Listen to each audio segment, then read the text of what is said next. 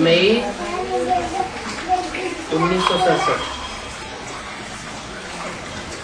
कल्प में एक ही बार लकी चिल्ड्रंस बाप से वर्षा लेने के लिए पुरुषार्थ करते हैं। भक्ति मार्ग में तो कह दिया है हर युग में अवतार लेते हैं। 24 अवतार दिखाई दिए, लेकिन वो तो सब झूठ बातें हैं। सच्ची बात क्या है कि सारे कल्प में सिर्फ एक ही बार लकी चिल्ड्रंस, सब नहीं, वर्षा लेने के लिए पुरुषार्थ करते हैं। पुरुषार्थ में और सब बातें सहज है, सिर्फ इस बात में मेहनत है।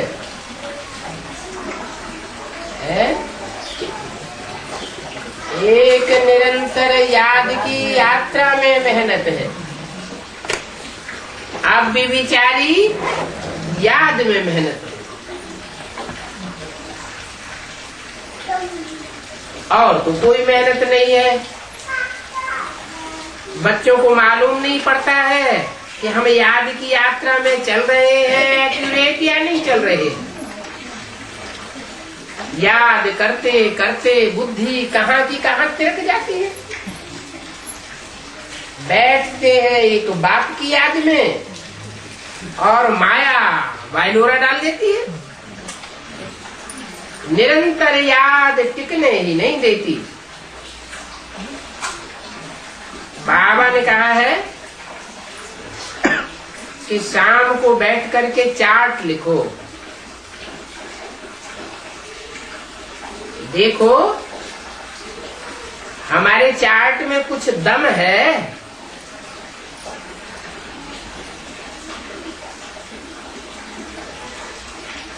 लिख ही नहीं सकते कि हमारी याद की यात्रा दमदार है, निरंतर याद वाली है, अब भी विचारी याद वाली है। ये लिख ही नहीं सकते। क्यों?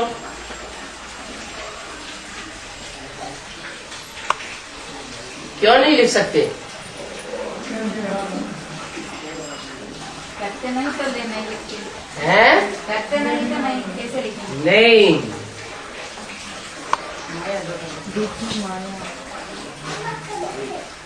63 जन्मों में जैसी जैसी भक्ति की है वैसी वैसी याद होती है।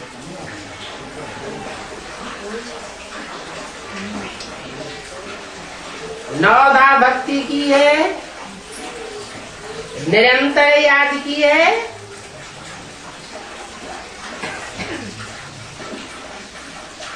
तो यहाँ याद देखने में आएगी। अनुभव करेंगे कि हमारी याद में टिकाऊपन है। याद के अर्थ को भी बहुत बच्चे समझ नहीं सकते हैं। अभी बच्चों को डिफिकल्टी होती है बाप की बात पर, क्योंकि गीता में दिखाया है अर्जुन और कृष्ण वास्तव में बच्चे जानते हैं कृष्ण भगवान को याद करने की बात नहीं है।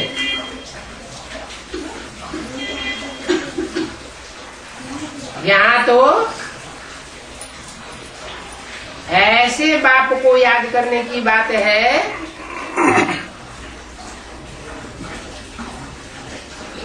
जो निराकार है, निराकारी, निर्विकारी और निरहंकारी है। बाप आए हैं संगम युग पर तुम बच्चों को राजयोग सिखाने।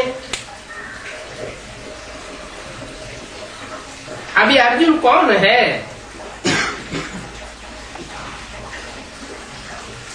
जिसके रथ में राजयोग सिखाया? कोई ने कहा ब्रह्मा।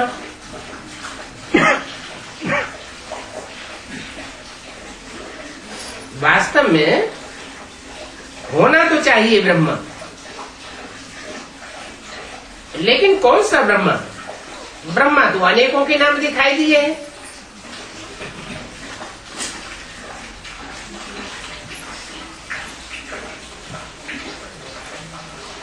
प्रजापिता ब्रह्मा एक ही होता है, सारी प्रजा का पिता।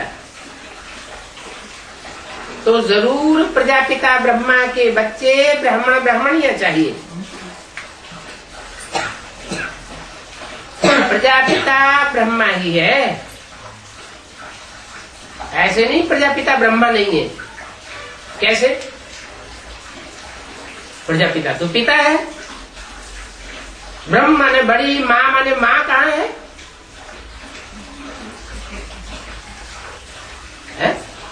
सारी सृष्टि का बीज है, पिता है, तो पिता ही होगा ना। ब्रह्मा कैसे हो गया? है?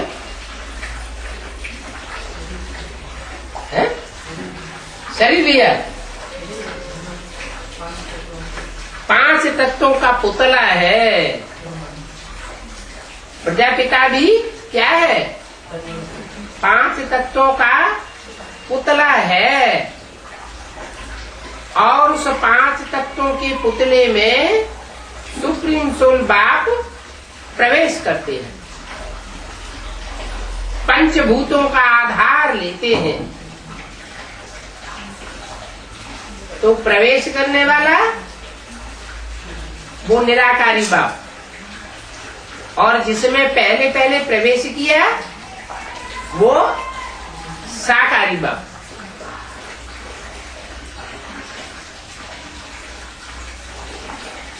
तो प्रजापिता ब्रह्मा से पहली पहली रचना कौन रची गई?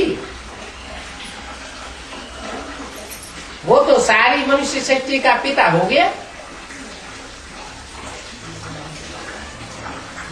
जरूर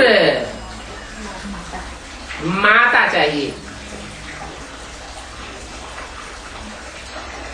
और फिर ब्राह्मण भी चाहिए। माता किस लिए रची जाती है? बच्चों की पैदाइश के लिए। तो प्रजापिता ब्रह्मा माँ को अडॉप्ट करते हैं और ब्राह्मण बच्चों को जन्म देते हैं।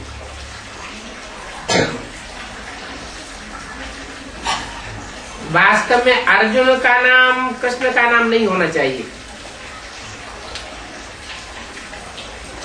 कभी कोई एक मनुष्य का फीचर दूसरे जन्म में वो फीचर मिल ही नहीं सकता।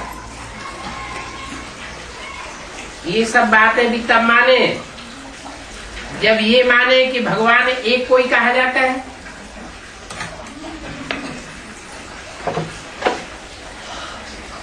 नहीं तो भगवान को सर्वव्यापी कह के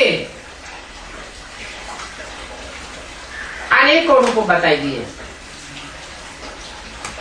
तो पहली पहली बात ये है, क्या क्या पहली बात? गॉड इज वन, तो गॉड का बच्चा भी वन कहा जाता है। ऊंच से ऊंच ज्ञान का सागर, पतित पावन, सर्व का सदगति दाता, लिबरेटर, गाइड, कितने कितने टाइटल दे दिए। ऊंचे से ऊंचे, तो जरूर कोई कोई से ऊंची ही होगा ना। कौन कौन से ऊंचे? जो भी धर्म पिताएं हैं उन सब धर्म पिताओं में ऊंच पार्ट बजाने वाला। और ज्ञान का सागर, ज्ञान का सागर बिंदु रूप में कहें या जब साकार में हो तो कहें। साकार में होगा तो प्रत्यक्ष होगा ज्ञान का सागर। जैसे सागर में अगाध रतन भरे पड़े हैं, सीमा नहीं। फिर पतित पावन, क्या पतितों को पावन बनाने वाला। बिंदी रूप में कैसे कहेंगे पतितों को पावन बनाने वाला?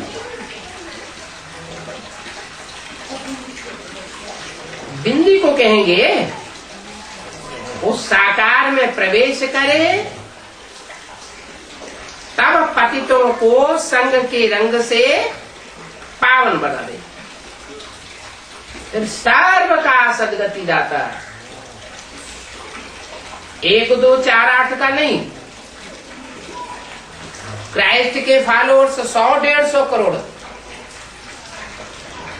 वो भी लिमिटेड बच्चे हैं, उनकी भी वो सदगति गति नहीं करता। और ये बाप सबकी सदगति दाता। कम से कम एक जन्म की सदगति सबकी होती है। सदगति अर्थात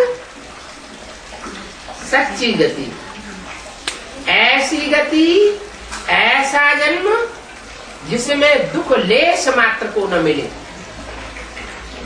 सुख ही सुख मिले, ऐसा सदगति दाता। लिबरेटर गाया हुआ है। कैसे लिबरेट करते हैं? लिबरेटर माने छुड़ाने वाला, दुख दर्दों से छुड़ाते हैं। मनुष्यों की बुद्धि में कृष्ण और अर्जुन ही आवेगा, तो पहले बाप का परिचय दो। ये बाप बाप है, बच्चा कृष्ण नहीं है। फिर बताओ कि ब्रह्मा द्वारा ब्राह्मण रचते हैं, जरूर ये गुह्य बातें हैं, इसलिए बाप समझाते हैं पहले पहले अलफ को समझाओ।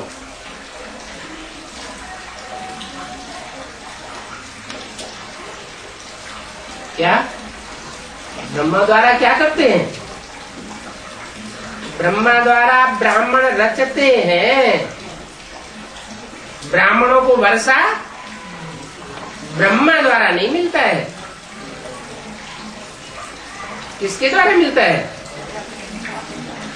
वर्षा फिर भी प्रजापिता ब्रह्मा के द्वारा मिलता है।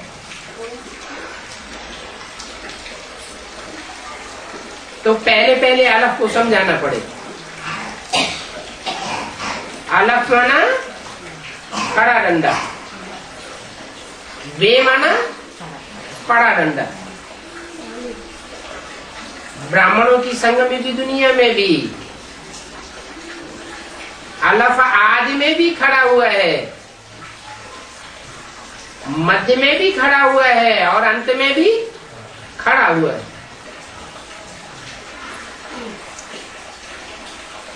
पुरुषार्थ में थकने वाला नहीं है।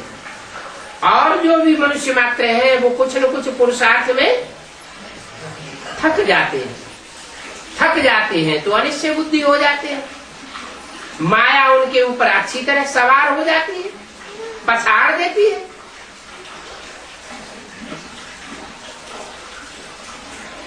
तो सब किसकी औलाद हुए हैं? उस समय माया की औलाद हो जाते हैं। इसलिए बोला हिम्मत नहीं हारनी चाहिए। जो यहाँ हिम्मत नहीं हारेगा, बल माया पछाड़ देती है। जैसे साइकिल पे चढ़ने वाला सीखता है तो गिरता है और फट से फिर सवार हो जाता है, तो उसको हारा हुआ कहेंगे नहीं। जब तक हिम्मत नहीं हारा है उसको हारा हुआ नहीं कहा जा सकता। इसलिए दिखाते हैं कि युद्ध भूमि में जो पीठ दे करके भागता है वो है हारा हुआ, और जो लड़ते लड़ते बल शरीर है वो त्याग देना पड़े, लेकिन अंदर में इच्छा क्या भरी रहती है,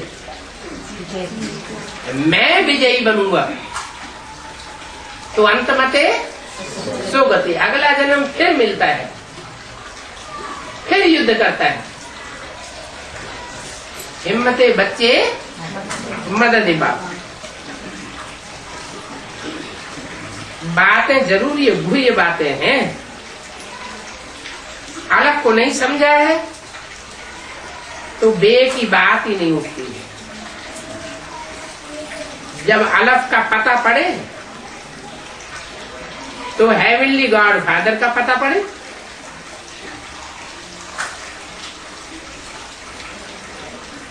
हेवनली गॉड फादर तो जरूर हेवन का रचयिता होगा,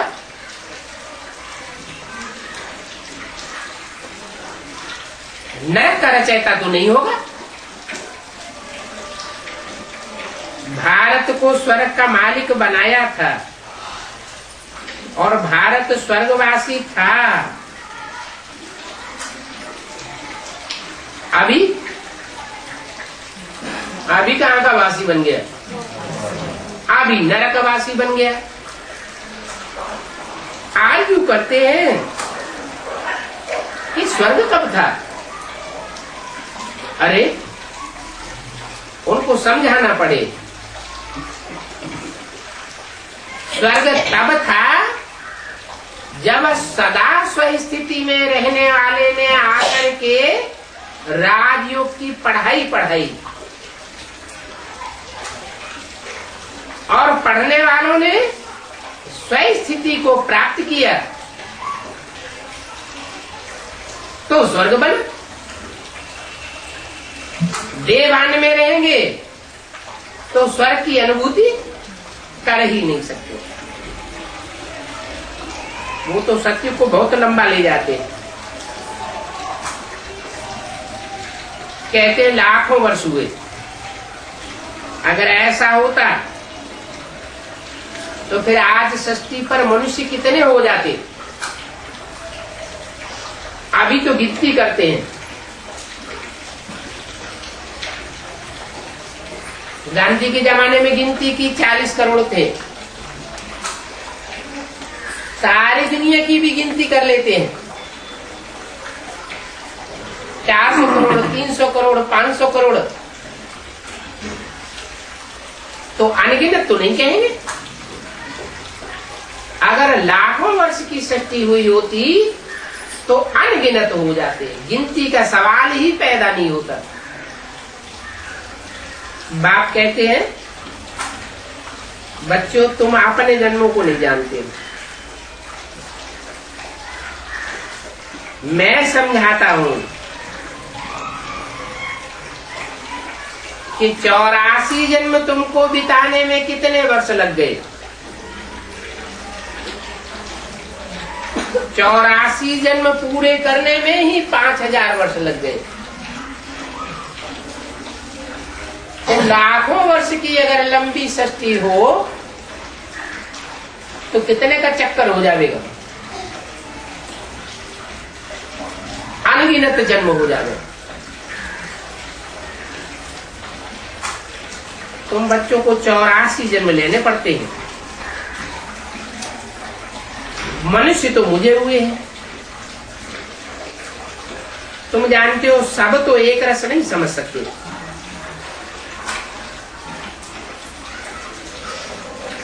तुम बच्चों को बार बार निमंत्रण भी मिलते हैं,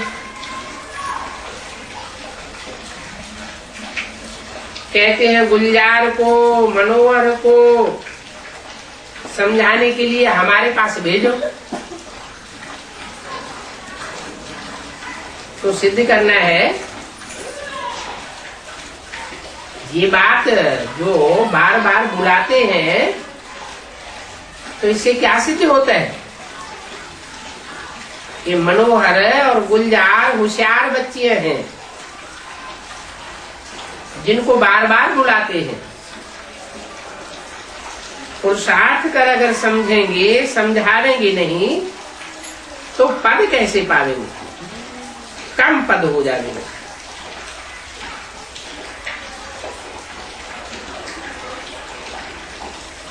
मुफ्त में तो किसी को भी नहीं मिल सकता।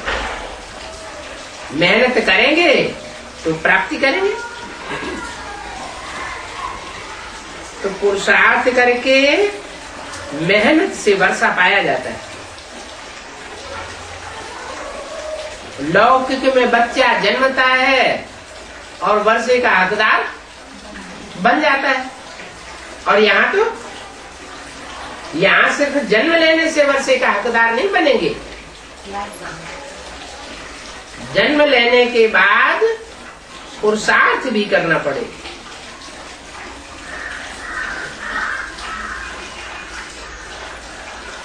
सारा मदार पढ़ाई के ऊपर है। इसमें भी ज्ञान है मुख्य। हम समझते हैं कि जो ज्ञानी ठहरा वो बड़ा ठहरा।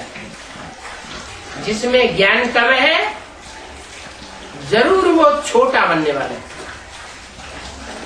और ज्ञान भी सुनने सुनाने का नहीं कि सुन लिया, सुनाई लिया, समझ लिया, समझाई दिया, नहीं, धारण करने वाला भी है। धारणा में भी, जीवन में ज्ञान देखने में आता हो तो मेहनत की बात है। बाप कहते हैं मन मना भव। जो मन मना भव बनेंगे वो मध्याजी भव भी बनेंगे। जितना मन मेरे में लगा होगा उतना मध्याजी भव भी बनेंगे। क्या मतलब? जहां हमारा मन होगा वहां हमारा तन और धन दोनों जावेगा। मन मन दिल कहते ना, हमारी दिल आ गई तो दिल आ गई तो हमने सब कुछ न्यौछावर कर दिया। तो जहां दिल आ जाती है वहां तन और धन लगाना कोई मुश्किल काम नहीं होता है। मन मना भव बनेंगे तब ही मत्याजी भव बनेंगे। मत्याजी भव माना मेरे में सब कुछ यजन करने वाला बन। यजन करना माना स्वाहा करना। क्या क्या स्वाहा करना? तन मन धन समय संपर्क संबंध जो भी शक्तियां हैं उन सबको मेरे लिए अर्पण कर दे। तो कहेंगे मध्याजी भव हुआ। विकर्म विनाश होने का और कोई रास्ता नहीं है। क्या? पाप कर्म भस्म कब होंगे? जब मन मना भव के साथ साथ मध्याजी भव भी बन जाए तो पाप कर्म सब भस्म हो जाएगा। इसलिए कहते हैं सिर्फ माम एकम याद करो और कोई दूजन को याद न करो। मेरे को याद करेंगे तो प्रैक्टिस होते होते एक ऐसी स्थिति आ जाएगी कि तुम्हारी सारी शक्तियां मेरे में स्वाहा हो जाएगी। तन भी स्वाहा हो जाएगा, मन भी स्वाहा हो जाएगा, धन भी स्वाहा हो जाएगा। जो भी संपर्की हैं उन संपर्कियों से तुम जो काम लेते हो अपनी भलाई के लिए या दूसरों की सेवा के लिए, वो संपर्कियों की सारी शक्ति ईश्वरीय सेवा में लगा देंगे। जो संपर्क में आने वाले हैं उनकी शक्ति भी जाया नहीं जाने पाएगी और संबंधियों की भी सारी शक्ति लगा देंगे। तो सिर्फ मामी कम याद करो। बच्चों को कोशिश करके अलफ के ऊपर ठहराना है। क्या? एक होता है अलफ, एक होता है बे, फिर आगे और भी अक्षर हैं बहुत, बे पे टे ते से जिन चे, ढेर सारे अक्षर। उनके ऊपर ठहराने की कोशिश नहीं करना।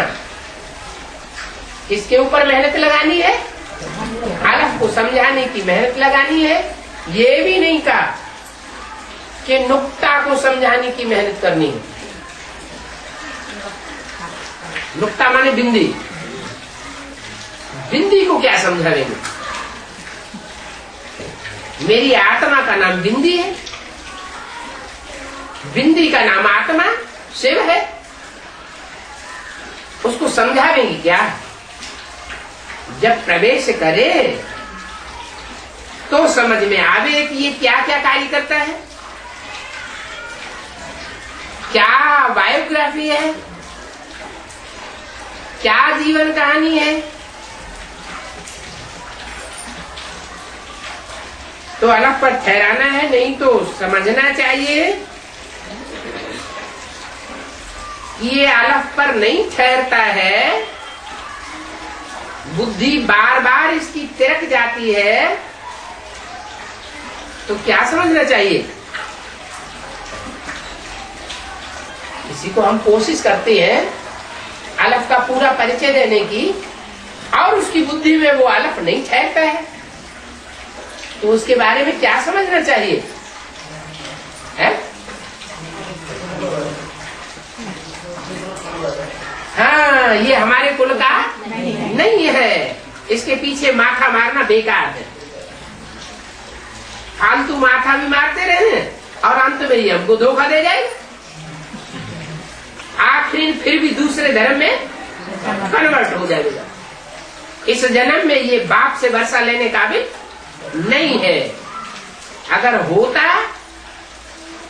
तो थोड़ा सा समझाने पर भी इसकी बुद्धि में बैठ जाता। क्यों? कोई की बुद्धि में थोड़ा सा समझाने से बैठ जाता है, और कोई की बुद्धि में रोज रोज समझाते रहो, रोज रोज पकड़ते रहो, फिर भी वो तिरक जाता है। ऐसा क्यों होता है? नहीं, हमारे कुल का क्यों नहीं है? हम बना के छोड़ेंगे। हमारे कुल का क्यों नहीं बनेगा? है? नहीं, पूर्व जन्मों में ये बाप के कनेक्शन में आया ही नहीं होगा। जन्म जन्मांतर बाप से संबंध इसने जोड़ा ही नहीं होगा। संपर्क संबंध में पूर्व जन्मों में जो आत्मा जितनी जास्ती आई होगी राम और कृष्ण के संपर्क संबंध में, उसकी बुद्धि में जल्दी बैठेगा। उनमें भी जो बाप के जन्म जन्मांतर के साथी होंगे, उनकी बुद्धि में न बैठे ये बात हो ही नहीं सकती। इसलिए कहते हैं बनी बनाई बन रही है, और अब कछु बननी ना, नई कोई बात नहीं बनेगी।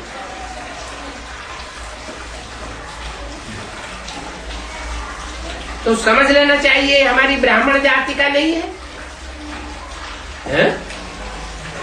हमारी ब्राह्मण जाति का नहीं है तो किस जाति का है? हमारी ब्राह्मण जाति का नहीं है, माना जो हमारी पुरी है ब्राह्मण की, सूर्यवंशी वाली, उस पुरी का ये नहीं है।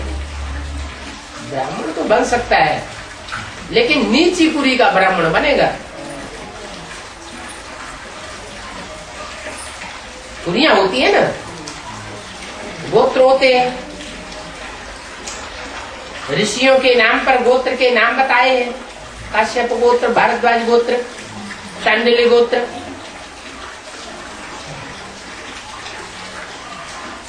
हम ऊंच कुल के बच्चे हैं।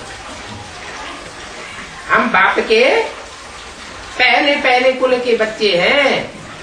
हमने तो जैसे ही हमको किसी ने सुनाया और फट से हमारी बुद्धि ने कैच कर लिया। दुकान पर माल दिखाने जाते हैं ना, कोई को माल पसंद नहीं आवेगा तो चला जाएगा। अब ये तो ईश्वरीय माल मिलता है, ईश्वरीय माल किनको पसंद आवेगा? जो ईश्वर के बच्चे होंगे उनको ईश्वरीय माल पसंद आवेगा। तो ये तुम बच्चों की दुकानदारी है। बिरला कोई ये व्यापार करे। ये ज्ञान रत्नों का व्यापार सब कोई नहीं कर सकते।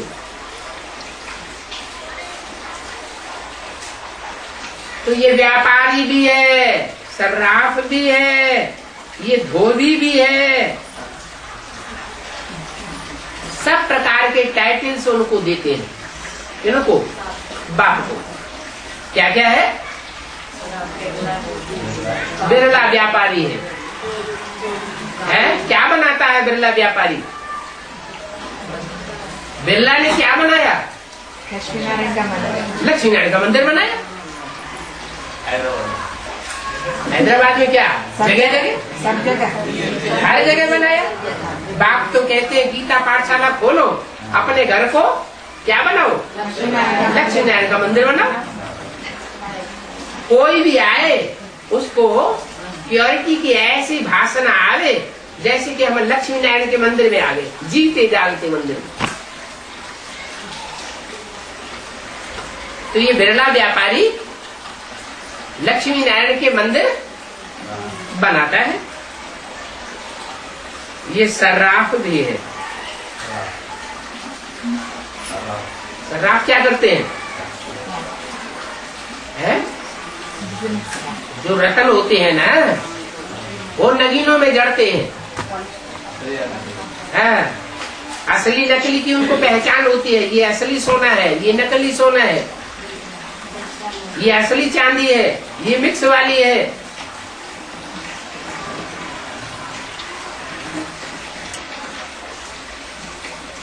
धोबी भी है। क्या धोता है? कपड़े धोता है। कौन से कपड़े धोता है? शरीर रूपी कपड़े। अब ब्रह्मा का कपड़ा क्यों नहीं धो दिया दादा ने घर? दादा ने घर कपड़ा क्यों नहीं धोया? 23 साल उस तन में रहा, कपड़ा तो धुला ही नहीं। धुला या और सड़के छीर छीर हो गया है? ऐसा क्यों हुआ? हाँ, जो कपड़ा ज्यादा सड़ा हुआ होता है और उसको सटका लगाओ तो क्या होता है? तो फट जाता है। तो बोला धोबी भी है, लेकिन कैसे कपड़ों को धोते हैं?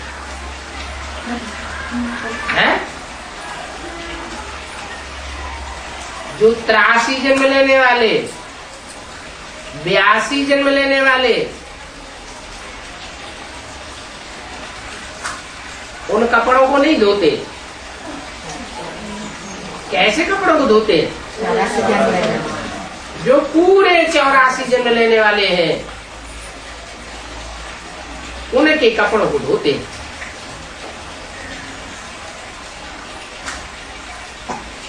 ये सारे टाइटल उनको दे सकते हैं। मुसलमान, हिंदू, गुजराती, पारसी, क्रिश्चियन, कोई को भी समझाने की रमज चाहिए।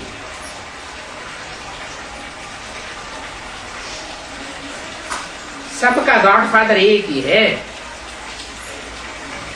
क्या बोलते? अरे ये तो देवताओं का, हिंदुओं का ही गॉडफादर है। मुसलमान लोग आके कहे कि हमारा गॉडफादर तो है नहीं, हमको होता तो हमको वर्षा देता।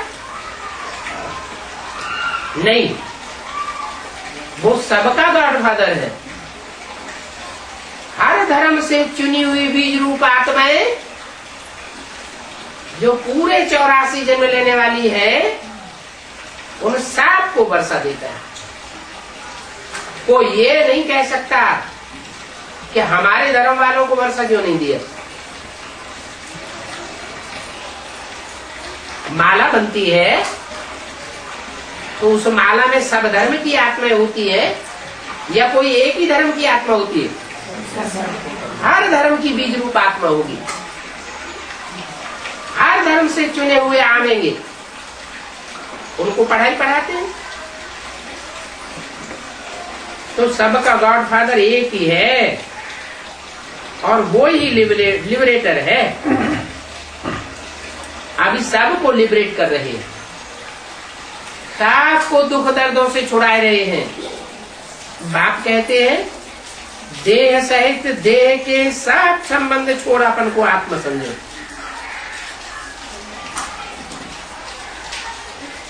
लिबरेट कब बनेंगे? लिबरेट कब होंगे? छूटेंगे कब? जब देह सहित देह के सब संबंधों को, देह के सब पदार्थों को भूल जावे, कोई की आस न रहे। अभी चेकिंग करते हैं तो क्या पाते हैं? देह देह के संबंधियों की आस कुछ न कुछ बनी रहती है। इसकी बीमारी ठीक हो जाए, ये ज्ञान में चलने लगे, ये पैसे से फला फूला हो जाए, ढेर सारी आशाएं। बाप कहते हैं अपनी देह के बारे में भी कोई इच्छा न रहे। देह भी जो है वो विनाशी है। इच्छा किसकी रहे? हमारी आत्मा का कल्याण हो जाए। इस जन्म में तो जो इस आत्मा के शरीर को जो प्राप्ति हुई है वो पूर्व जन्मों के सुकृत के आधार पर प्राप्ति हुई है। इस जन्म में भी कोई ने अच्छा कर्म किया है तो तीव्र कर्म की इच्छा होने पर इस जन्म में भी प्राप्ति होती है। लेकिन बाप इस जन्म की प्राप्ति कराने के लिए नहीं आया हुआ है। बाप कहते हैं मैं भविष्य की जन्मों के लिए तुमको माला माल करने के लिए आया।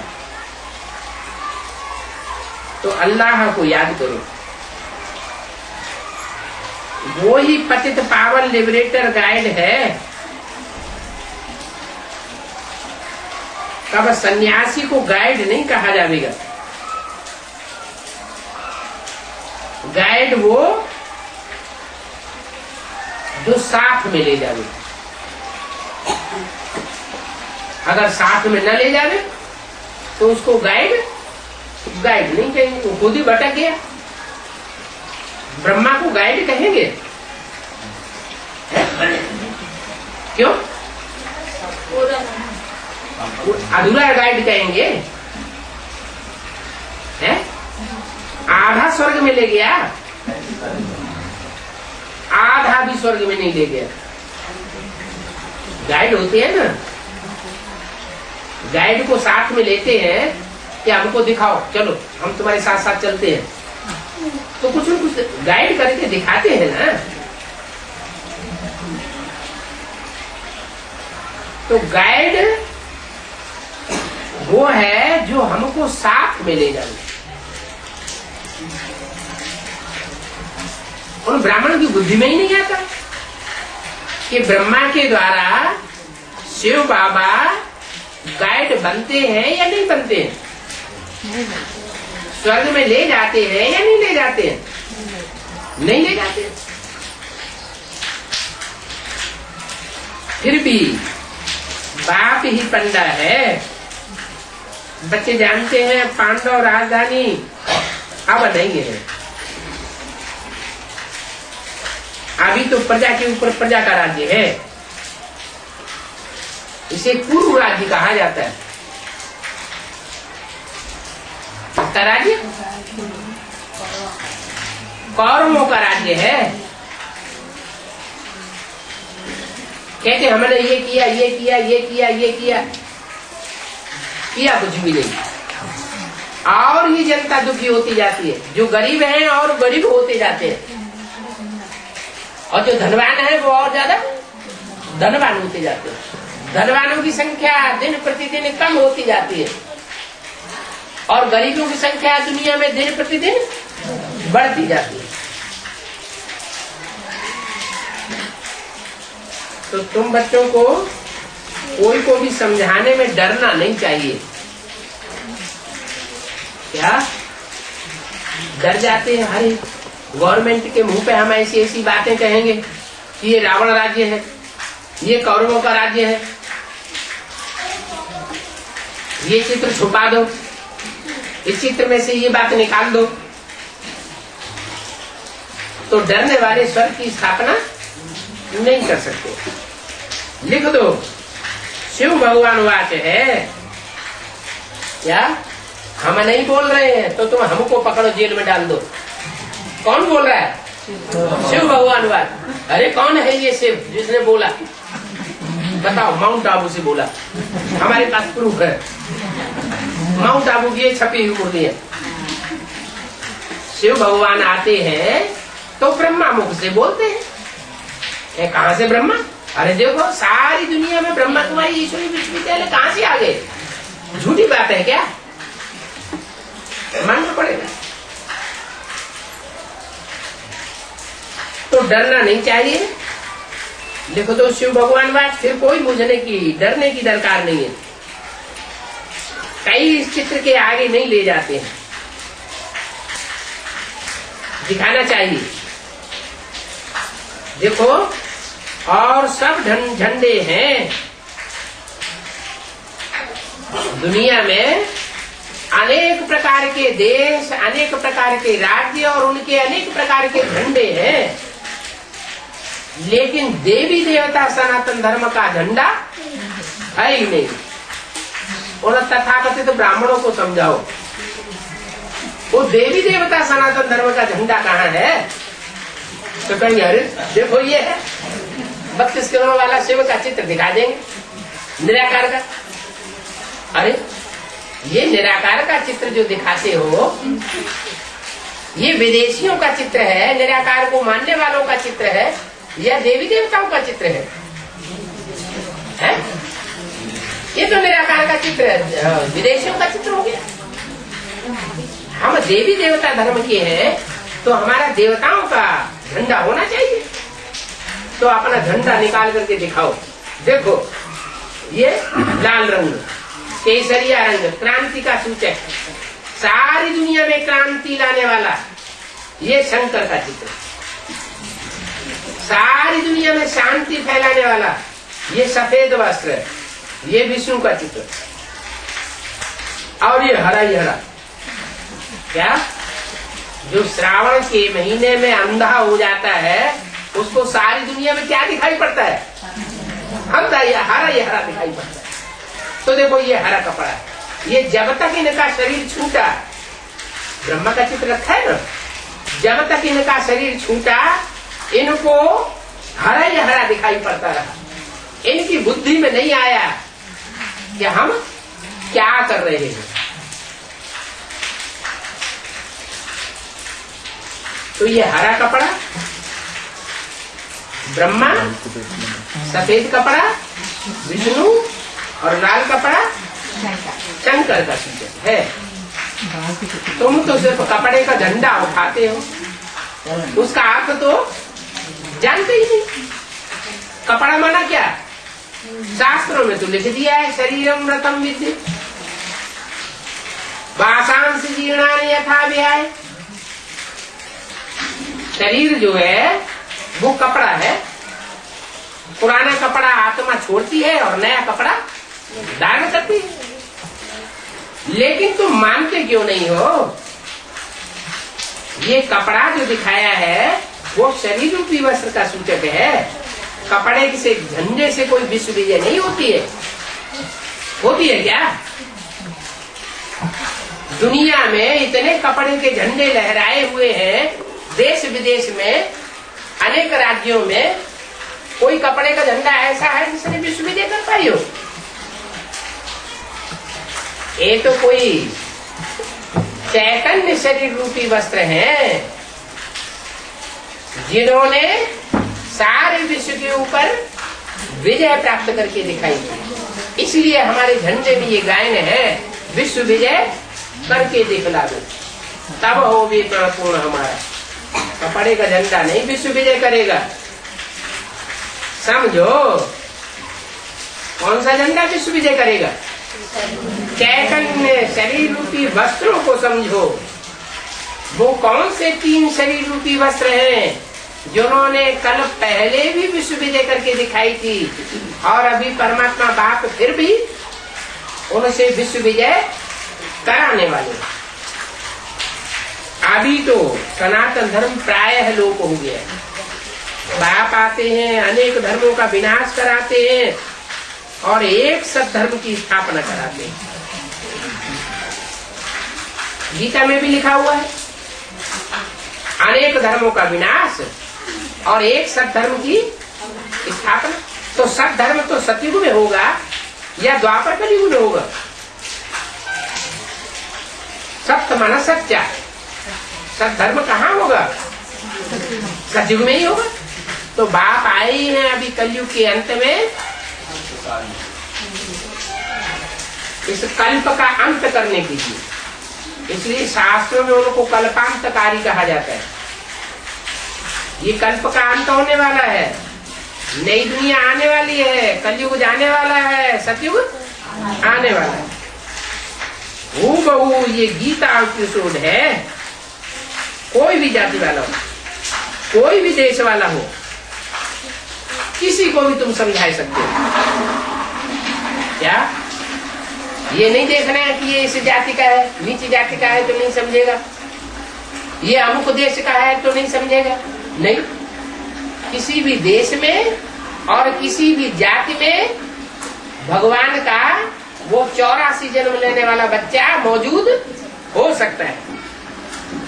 पहली बात है गीता का भगवान कौन,